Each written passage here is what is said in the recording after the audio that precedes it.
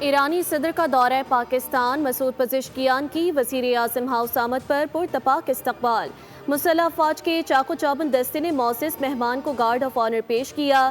دونوں ملکوں کے ترانے بجائے گئے، دونوں رہنماؤں نے گرم جوشی سے مصافحہ کیا اور خیر سگالی کلمات کا تبادلہ ہوا۔ وزیر اعظم شہباز شریف نے ایرانی صدر سے کابینہ ممبران کا تعارف کرایا۔ ایرانی صدر نے وزیر اعظم ہاؤس میں پودا بھی لگایا۔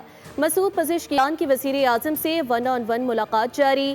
مسعود پزشکیان آج اسلام آباد میں مصروف دن گزاریں گے۔ صدر مملکت آصف علی زرداری اور چیئرمین سینٹ سمیت اعلیٰ قیادت سے ملاقاتیں شیڈیول ہیں۔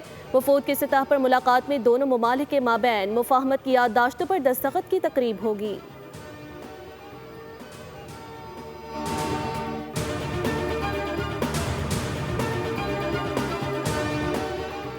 وزیر دفاع خواجہ آصف سے ایرانی ہم منصب بریگیڈیئر جنرل محمد رضا آشتیانی کی ملاقات۔ باہمی دلچسپی کے امور، علاقائی سیکیورٹی، انسداد دہشت گردی اور دفاعی تعاون پر تفصیلی تبادلہ خیال کیا گیا۔ وزارت دفاع کے ترجمان کے مطابق دونوں رہنماؤں نے دو طرفہ تعلقات کو مزید مضبوط بنانے، خطے میں امن و استحکام کے فروغ کے عزم کا اعادہ کیا۔ خواجہ آصف نے مشترکہ سیکیورٹی چیلنجز سے نمٹنے کے لیے دفاعی سفارتکاری کی اہمیت پر زور دیا اور ایران کے ساتھ قریبی روابط کے فروغ کو پاکستان کی خارجہ پالیسی کا اہم جزو قرار دیا۔ ایرانی وزیر دفاع نے پرتپاک استقبال پر حکومت پاکستان کا شکریہ ادا کرتے ہوئے دونوں ممالک کے درمیان باہمی احترام اور اعتماد پر مبنی مضبوط دفاعی تعلقات استوار کرنے کی خواہش کا اعادہ کیا۔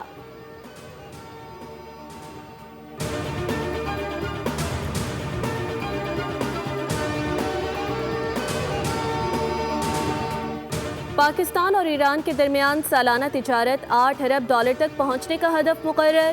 وفاقی وزیر برائے تجارت جام کمال اور ایران کے وزیر صنعت کی اسلام آباد میں ملاقات۔ دو طرفہ تجارت کو نئی جہت دینے پر اتفاق کیا گیا۔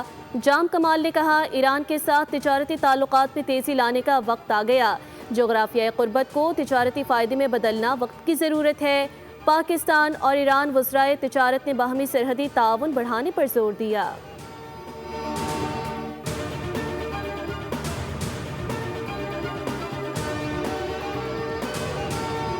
بلوچستان کے ساتھ اضلاع میں ضمنی بلدیاتی انتخابات، مخصوص نشستوں کے لیے پولنگ کا عمل جاری۔